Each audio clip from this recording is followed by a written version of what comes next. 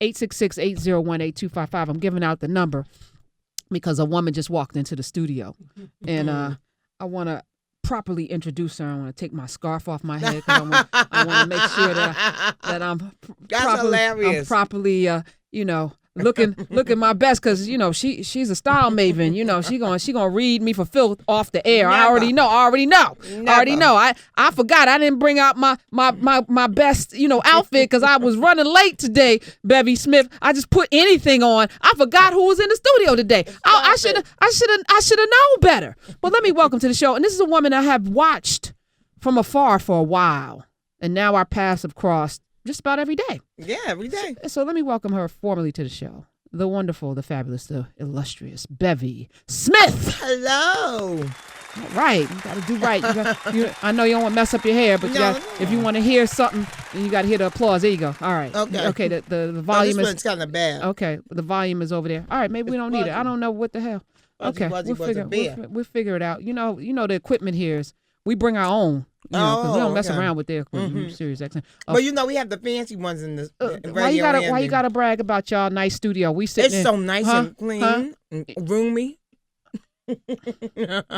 But it used to be dirty and small. Okay. But now it's roomy and clean. So there's hope for us. We got keep hope alive. I said we got the raggediest studio on the best street. And you want to have the worst house on the best street. So I'm all right with our location, because that's what real estate is all about. We can do better. You can't do a better location. We can fix the inside. The location, you can't really. So we're good with that. There you go. So I've known you since I was doing my book stuff, because your name kept coming up, because you used to do these dinners. Dinner with Bevy. I still do them. I just did one for Power. Okay. The Cast of Power. Did you? It's written up in the Wall Street Journal on Friday. Come on now. Yeah. All right. So how did this? Because this is how because everyone's like, man, you got to get to Bevy's dinners. I was like, well, Bevy ain't never invited me. Okay. So let me tell you what the Dinner with Bevy concept is. Dinner with Bevy was created when I quit my job. I used to be the fashion ad director at Rolling Stone magazine, and I quit to pursue a career in media.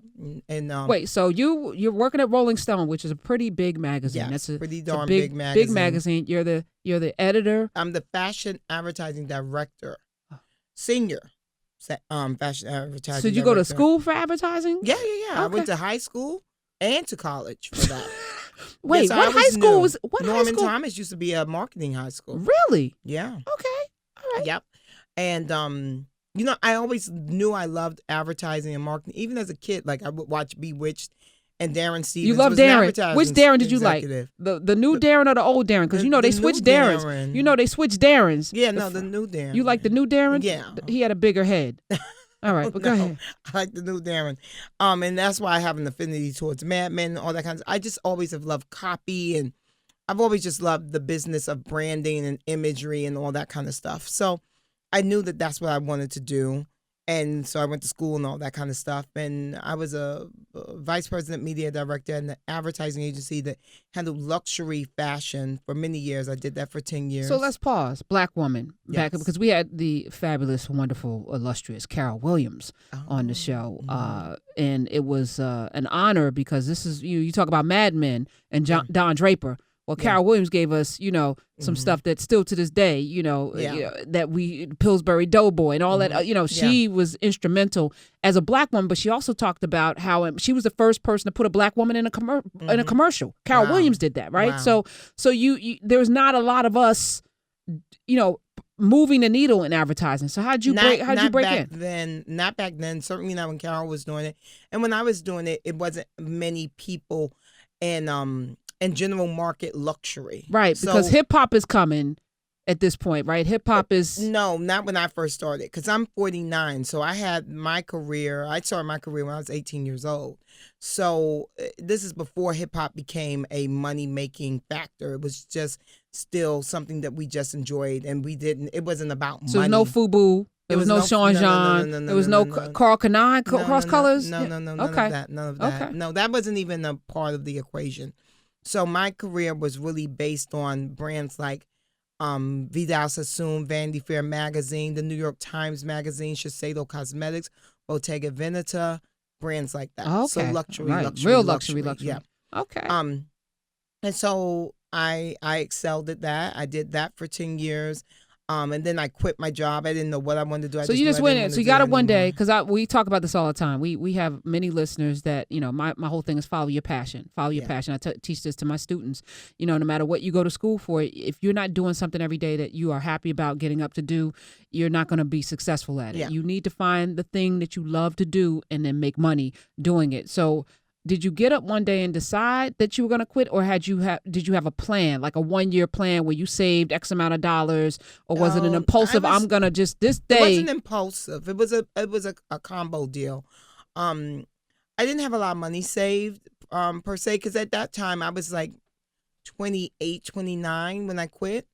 And so I was like a young person, and I was living in Harlem, and at that time Harlem wasn't gentrified, and we were all living we all had great cheap apartments, and it was just a different time. And I was a really popular girl. Like I tell people all the time, and I talk about on my show all the time, like I had this very big successful career that was mainly just dealing in luxury, which meant a very white market. And then I was also a hip hop dancer, and I did all and I knew everybody. I hung out with all the biggest stars. Wait, time out. You were like Puffy was a hip hop dancer? You were a hip hop dancer? Yeah. Like I would dance, and like I was like I had a full outside life, is what I call it. Did you have the rag in the back pocket, no, hip hop, or were you I was sexy? Sexy. Okay, yeah, I wasn't no rag in the pocket type chick. No, I was high heels No, because I'm a Harlem girl too, and we don't wear jeans. Right, that's Brooklyn. Yeah, we don't do that. No. Mm-hmm. Okay. So I had this very great dual life, and so at a point, I just was like, I don't really want to do this anymore. I don't know what I want to do. I just know I don't want to do this. So I quit my gig. And I pounded around a little bit and tried to figure it out. And then I got a call from my friends Emil Wilbekin and Mimi Valdez. That's Vibe, right? Yep, Vibe. Mm-hmm. And so they said that they were looking for someone to be the senior, the fashion and beauty ad director. And I was like, well, I'm not really interested in doing ad sales or anything. And then they said, well, why don't you just come in and talk to the people? And when I went in and talked with them, they explained to me, because at this point then they were starting to do urban fashion. And I came in there blatantly saying, I don't know anything about urban fashion. That's not my forte. I'm not interested in that. I've worked way too hard to be put into a black silo, an urban hip hop silo. That's my culture. I love it. I represent it. But y'all ain't figuring to put me in that silo. And they were like, oh, no. We want you to help us break into the European fashion business, because I had been going over to Paris for the collections for years. And I was like, oh, okay, y'all want me to do that? And they were like, yeah. And I said, okay, well, it costs you a lot of money to even make inroads into that business, because, you have to stay a certain place. You have to fly a certain way.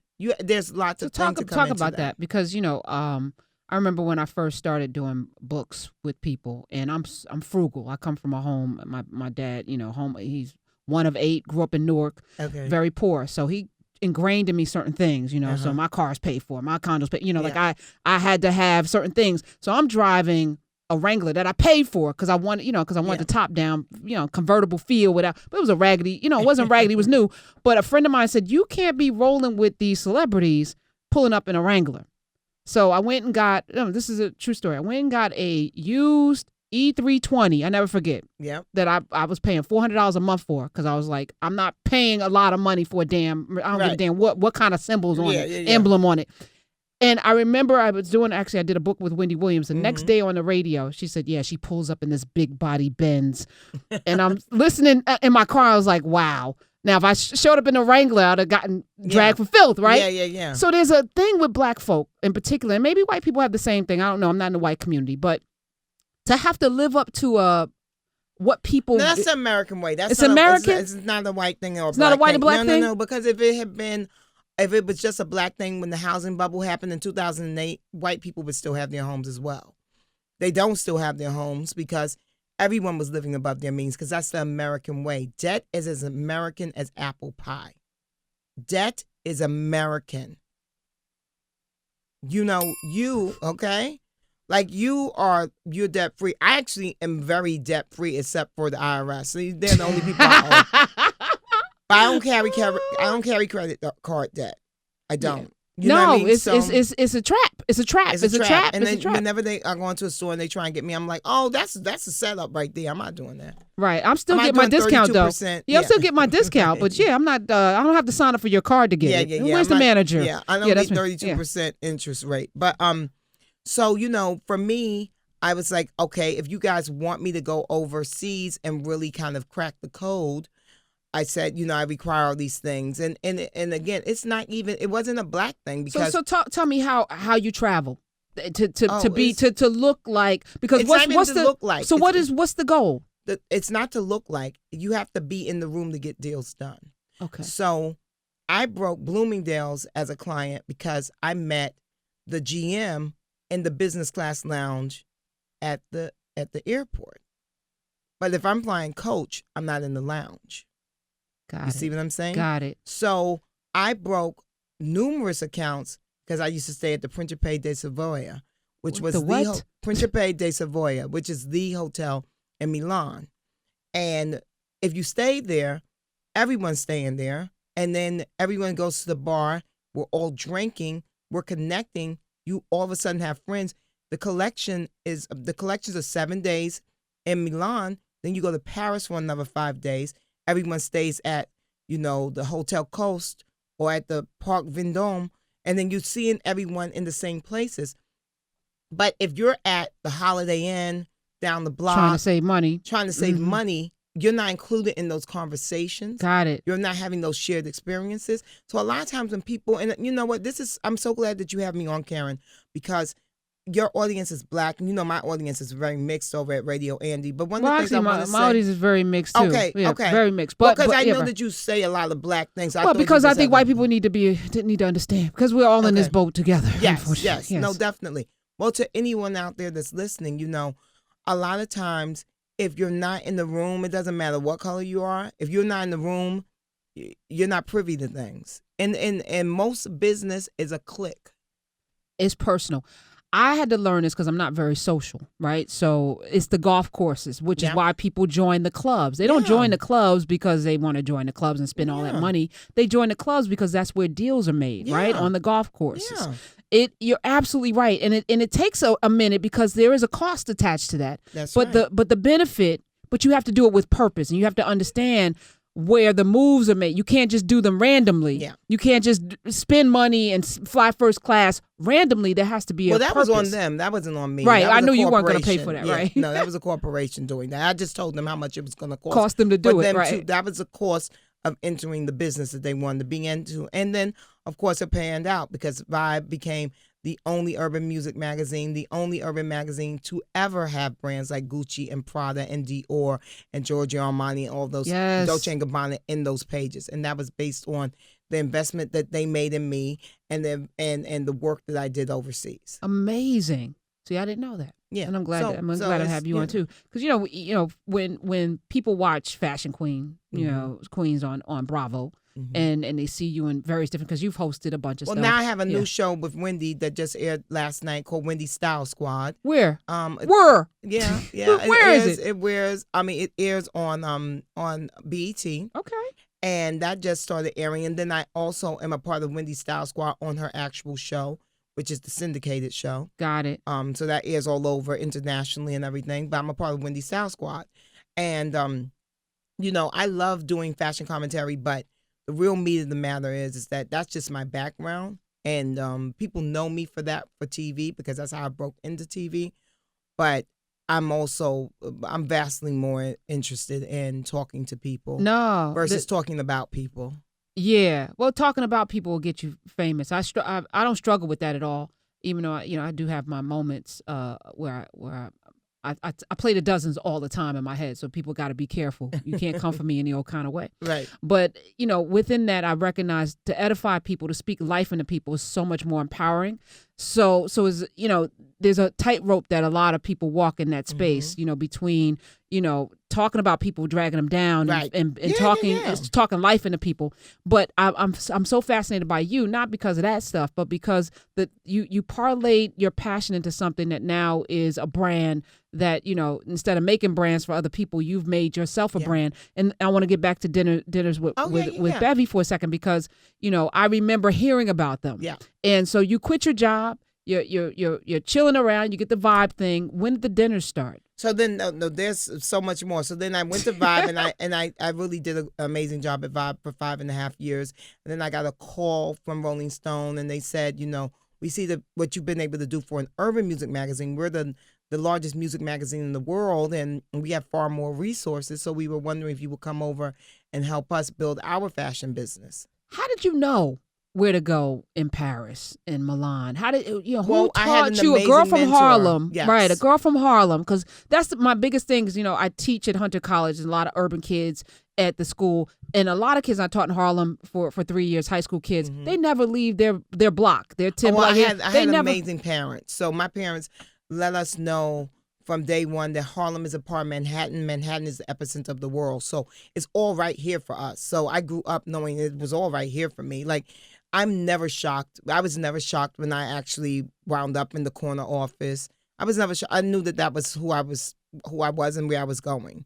So I'm not shocked when I get a phone call from Andy Cohen and he gives me a TV show, Fashion Queens, or when he gives me Bevelations. Like, I don't ask for any. Andy gives me these things. I've always been very blessed and fortunate that I've had these amazing mentors. Andy's not my mentor. He's my mensch, which means he's a good guy. He looks out for me. Right, and right. That's Yiddish, y'all. That's Yiddish. That's a New York thing. Right, it's a New York thing. And he looks out for me. But the guy who really put me on this path was an amazing man named Jeff McKay. And he was, he could have been further from me. He is a WASP. His family came over on the Mayflower. And he was from Vevey, Indiana. And we met when I was 18 years old. And I worked at an advertising agency where I was a receptionist. And he basically said, you don't belong out here in the front. You belong in the back with us, making the deals. And he decided that he was going to take me under his wing. Him and a couple other people, a woman by the name of Gail Malloy, Chuck Cohen, Kitty Valenti. And it was a village of these amazing people that gave me a lot of opportunities. But I had the opportunity because of the way I was raised. So I was raised with that idea that I deserved all of this stuff. So I was never shocked when people were interested. Nor did you come in with an inferiority complex. Nor did you come in. I didn't come in with an inferiority complex. I also was very well read. My dad taught us how to read when we were like 4 years old. And my dad always instilled in us the desire to travel and to see different things. We went to art museums. We went to ballet. We went to opera. It's New York. A lot of things. It's New York. That's what I'm saying. You raising a kid in New York. There's so many free things. Yeah. The museums the best museums in the world in New York. Yeah. There's so many things that you can do to open a child's mind in New York. There's a butterfly display if you are in New York, you got to see the butterflies. You got to be in the it's ridiculous. Yeah. But that your parents took you, and this is so important. Yeah. As people so are listening. my parents really gave us all those amazing opportunities and just kind of, and they weren't learned people. They're not educated people, but they knew enough. They're Jim Crow black folks from the South.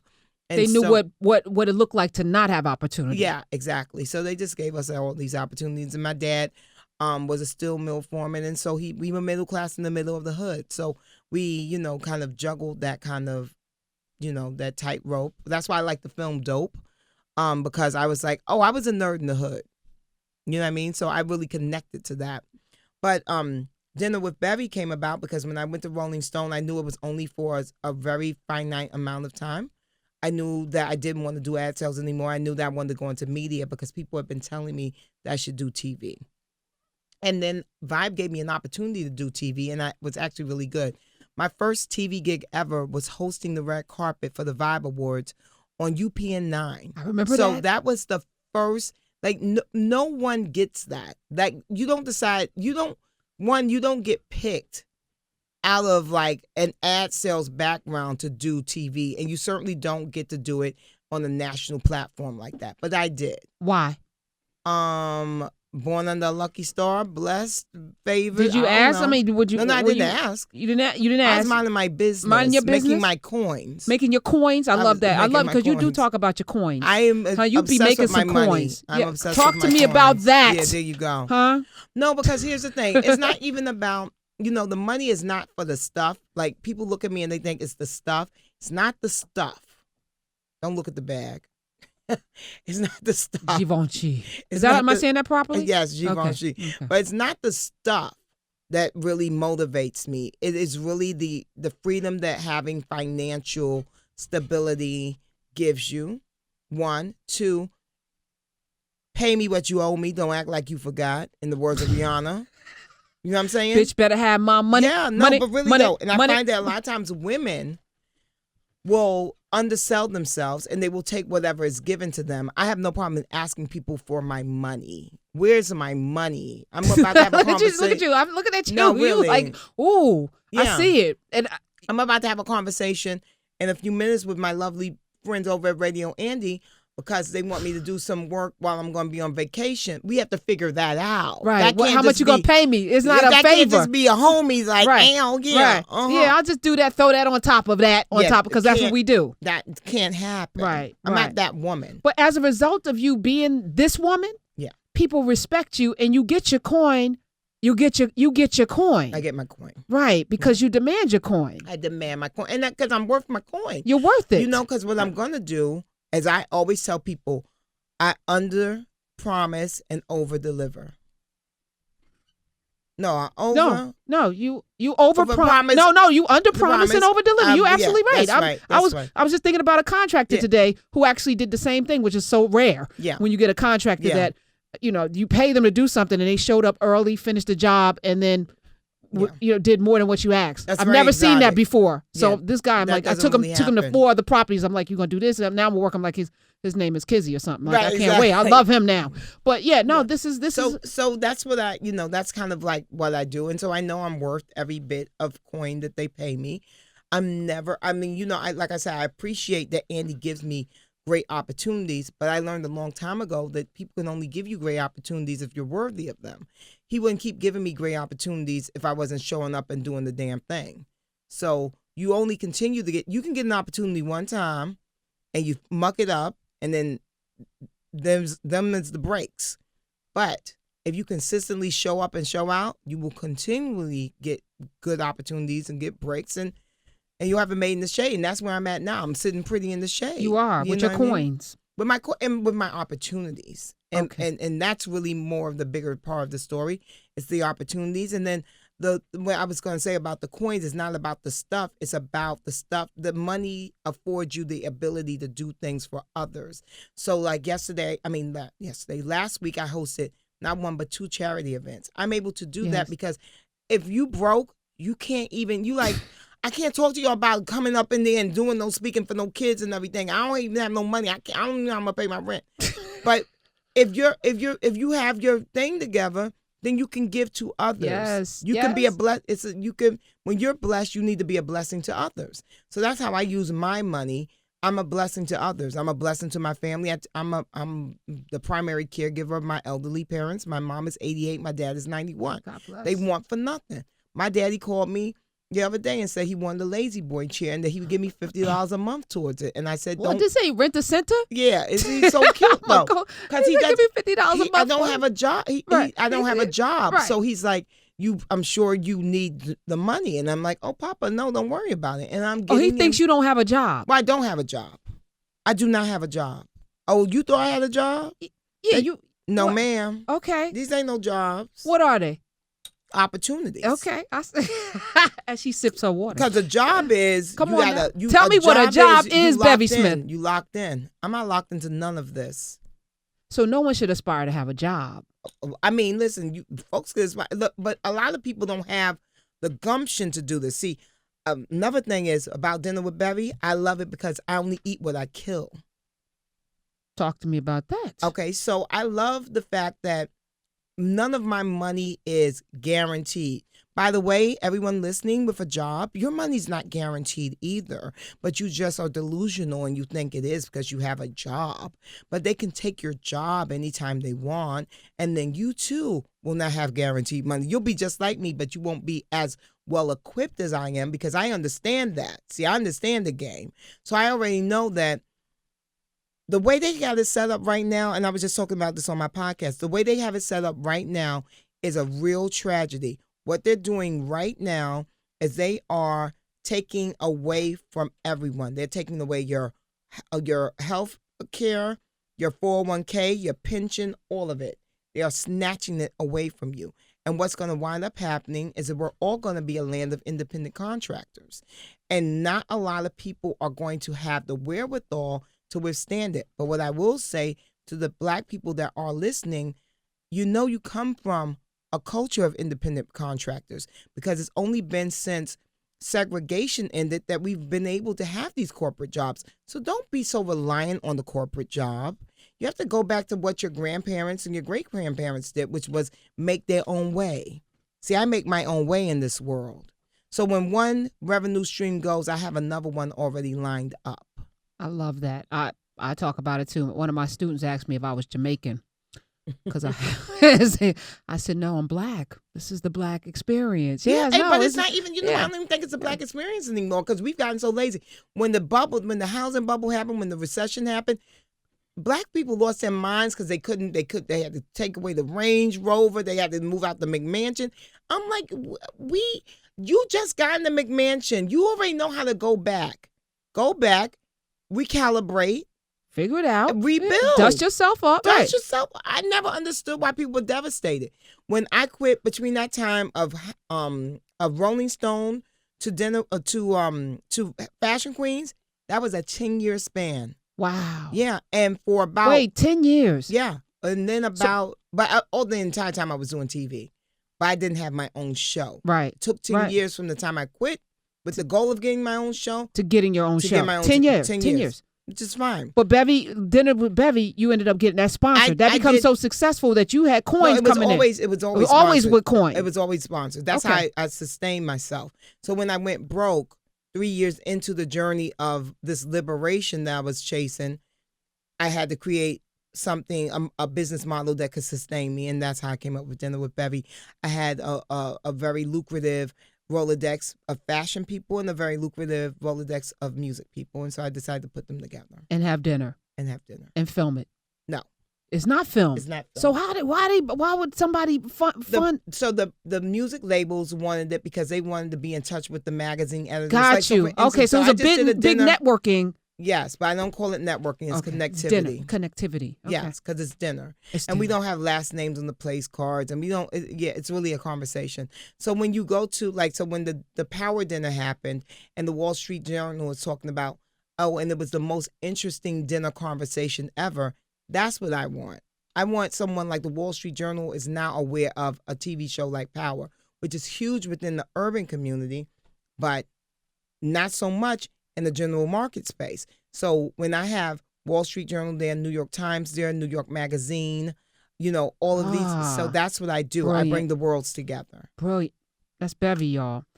You can listen to her on Radio Andy. Yeah, Bevelations at 5 o'clock, right now. Right now. She get ready to go do her show. Also, she has a podcast. You can see her on Wendy. It's called Bevy Says. Okay. The podcast is on play.it. And then I have the Wendy Williams Show, which is Wendy Style Squad. And then I have a show on Bravo that's on BravoTV.com called Watch What Happens and Drive. And then, I work. Tell them coins. You work, but you ain't got a job. I ain't got no job. I love it. Thank you, Karen. Bevy Smith, y'all. Woo! When we come back, Tech Tuesday, that just, man. If y'all weren't fed by that, I don't know. Y'all ain't hungry. It's Karen at the show. We'll be right back. Get your daily dose. Catch every episode of The Karen Hunter Show on demand. Visit SiriusXM.com/on demand.